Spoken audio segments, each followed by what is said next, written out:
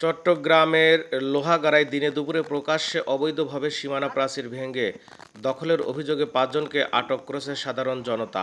পরে তাদেরকে লোহাগাড়া থানায় হস্তান্তর করে।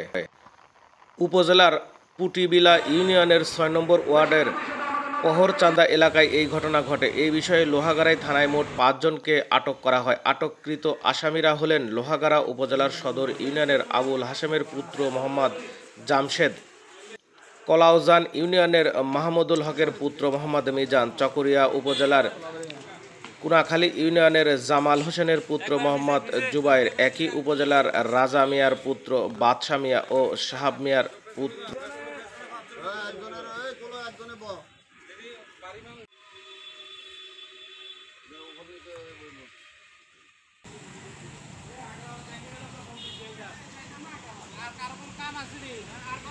বইলাতে বইলাতে মানে